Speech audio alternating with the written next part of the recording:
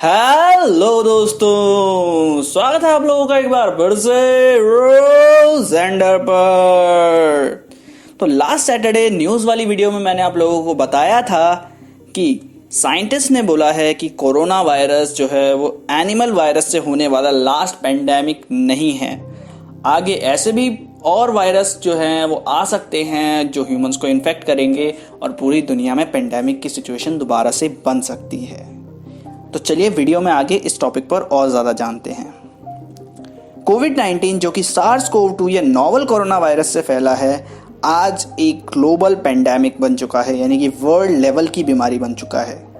अभी माना यह जा रहा है कि ये वायरस का ओरिजिन बैट से है और ह्यूमंस में ये पेंगोलिन नाम के एक जानवर से आया है।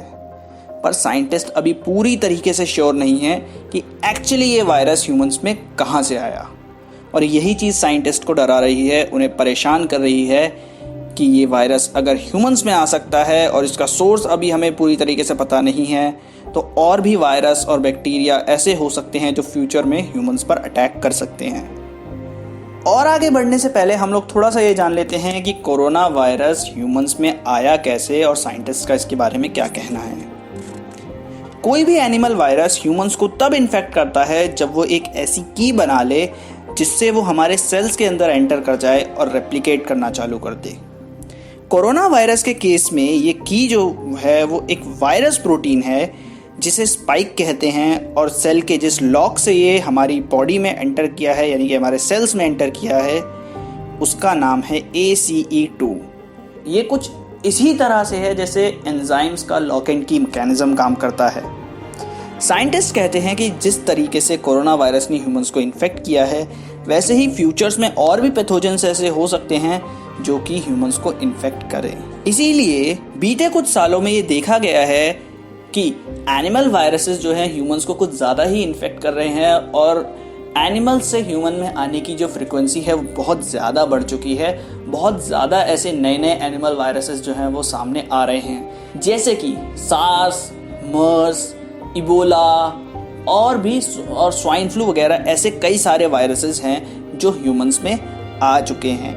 अब अगर हम लोग एक एग्जाम्पल के तौर पर एक चीज़ देखें तो 1999 में निपा वायरस नाम का एक वायरस जो है वो मलेशिया में फैला था, जिसमें 250 लोग जो हैं इससे इन्फेक्ट हुए थे और 100 लोगों की इस वायरस ने जान ली थी।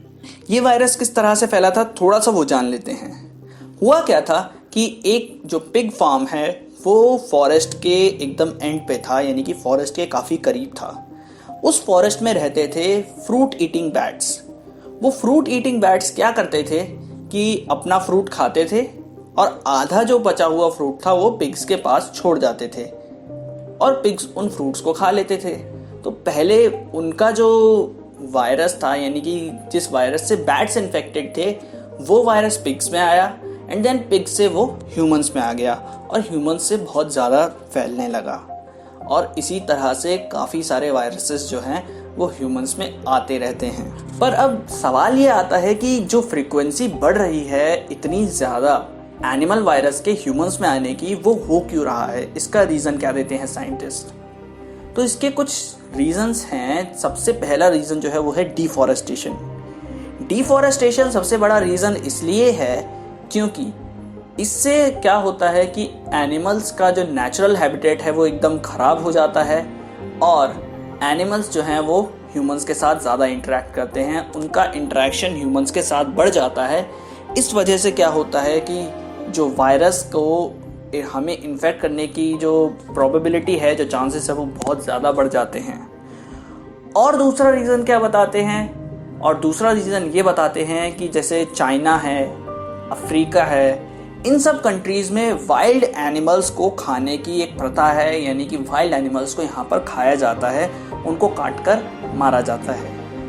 अब जो वाइल्ड एनिमल्स में वायरसेस हैं वो कई बार हमें इन्फेक्ट कर जाते हैं। तो साइंटिस्ट का ये मानना है कि ऐसी मार्केट्स पर हमें चेकिंग करनी पड़ेगी और यहाँ पर हाइजीन का बहुत ज़्यादा ध्यान रखना पड़ेगा और ये भी देखना पड़ेगा कि किस तरह के एनिमल्स जो हैं यहाँ पर बेचे जा रहे हैं। तो ये थी एक छोटी सी वीडियो कि जो साइंटिस्ट ने बोला है कि कोरोना वायरस जो है लास्ट पेंडेमिक नहीं है। अगर आप लोगों को जानना है प्लाज्मा थेरेपी के बारे में तो नीचे क्लिक कीजिए। Thank you from रोजेंडर।